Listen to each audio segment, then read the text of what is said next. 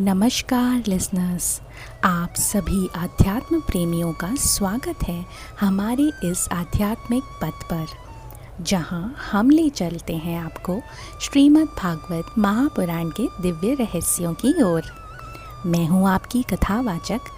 आज फिर से आपके समक्ष प्रस्तुत हूं एक और दिव्य कथा के साथ, जो न केवल ज्ञान देती है बल्कि हृदय को भी शुद्ध करती है। आज हम श्रवण करेंगे स्कंद 5 अध्याय 2 अग्निद्र चरित्र। लेकिन अगर आपने अभी तक पिछला भाग यानी स्कंद 5 अध्याय 1 प्रिय व्रत चरित्र नहीं देखा है तो उसको भी देखें। उसका लिंक आपको नीचे डिस्क्रिप्शन पर मिल जाएगा। कृपया वीडियो को अंत तक देखें और अगर कथा अच्छी लगे तो इसे लाइक, शेयर और कमेंट ज़रूर करें। हमारे चैनल डिवाइन हरि को सब्सक्राइब करना ना भूलें। साथ ही बेल आइकन दबा दें ताकि अगली कथा आपको सबसे पहले मिले। तो आइए आज की कथा को हम प्रारंभ करते हैं। ओम नारायणाय विद्महे वासुदेवाय धीमहि तन्नो विष्णु प्रचोदयात्। ओम नमो भगवते वासुदेवाय। व्रत वन में तपस्या की ओर चले गए।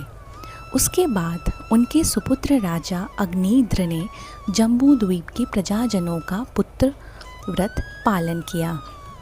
एक बार सतपुत्र की कामना से उन्होंने पितृलोक की प्राप्ति हेतु तपस्या करने का निश्चय किया। इसके लिए वे मंदराचल पर्वत की रमणीय घाटी में पहुँचे, जहाँ अप्सराओं की क्रीड़ा स्थली थी।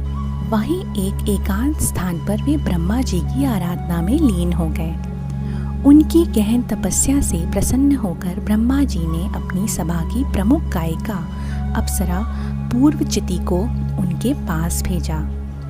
पूर्वचिति एक अनुपम सौंदर्य की मूरत एक मनमोहक उपवन में विचरने लगी, जहाँ स्वर्ण लताओं से सुशोभित वृक्ष, पक्षियों की मधुर कर्लव और कमलों से भरे जलाशय वातावरण को दिव्यता से भर रहे थे। जब पूर्वचिति अपने रूप और चेष्टाओं से उपवन को आलोकित कर रही थी, तभी तपस्या में लीन राजा अग्निद्र की समाधि थोड़ी भंग हुई। उन्होंने अपनी आंखें खोली और देखा सामने खड़ी है एक अत्यंत रूपवती स्त्री। अप्सरा के अंग अंग से सौंदर्य झलक रहा था।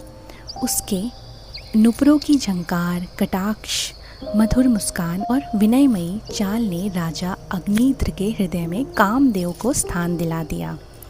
फिर तो राजा अग्निद्र ने उसे प्रसन्न करने के लिए चतुराई और हास्य से परिपूर्ण बातें कहनी शुरू की। वे पूछते हैं, हे तपस्विनी, तुम कौन हो?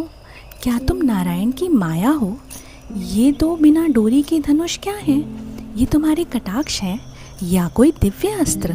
तुम्हारी चंचल चितवन और ये मधुर हंसी, सब कुछ तो मन को भटकाने वाला है। ये रूप तो किसी तप के फल से ही प्राप्त हो सकता है। इस प्रकार की रतिपूर्ण बातों से पूर्वचिति प्रसन्न हो गई। वह जानती थी कि वह केवल एक पुरुष की वासना नहीं बल्कि एक राजा की आत्मा की पुकार है। श्री शुकदेव मुनि जी कहते हैं, राजा अग्निद्र स्त्रियों को प्रसन्न करने में अत्यंत कुशल थे। उनकी सुंदरता, शील, अवस्था और लक्ष्मी से प्रभावित होकर पूर्वचिति ने उनसे विवाह कर लिया और कई हजार वर्षों तक साथ में स्वर्ग और पृथ्वी के भोग भोगे। उनके मिलन से नाभि, किमपुरुष, हरिवर्ष, इलाव्रत, रम्यक, हिरण्यमय, कुरु, भद्राश्व और केतुमाल ये 9 पुत्र उत्पन्न हुए। हर वर्ष एक पुत्र का जन्म हुआ और अंततः पूर्वचिति उन्हें राजमहल में छोड़कर फिर ब्रह्मा जी की सेवा में चली गई। राजा अग्निद्र ने जम्बू द्वीप के भूभाग को 9 भागों में बांटकर अपने 9 पुत्रों को सौंप दिया और अंत में वैदिक कर्मों द्वारा वे उस पितृलोक को प्राप्त हुए जहाँ श्रेष्ठ कर्मों से पुण्यात्मा देवता निवास करते हैं। प्रिय श्रोताओं, ये थी अग्निद्र चरित्र की अत्यंत रम्य कथा, जिसमें भक्ति, तपस्या और लौकिक आकर्षण का सुंदर समन्वय देखने को मिलता है। इस कथा से हमें ये सीख मिलती है कि तपस्या और भक्ति के साथ किया गया संकल्प, चाहे वह भौतिक हो या आध्यात्मिक, अवश्य ही फलदायक होता है। किंतु ये भी समझना आवश्यक है कि सांसारिक सुखों में लिप्त होकर यदि हम लक्ष्य को भूल जाएं, तो वह आत्मा की प्रगति को बाधित कर सकता है। राजा अग्निद्र ने भले ही स्वर्गीय भोग प्राप्त किए हों, लेकिन वे आत्म साक्षात्कार की राह से च्युत हो गए। अतः हमें भी ये विवेक रखना होगा कि सांसारिक सुख साधन है, साध्य नहीं।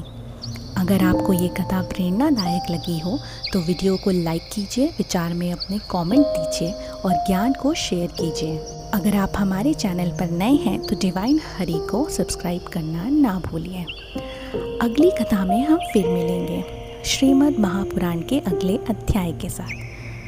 तब तक श्री हरि की कृपा आप सभी पर बनी रहे। धन्यवाद।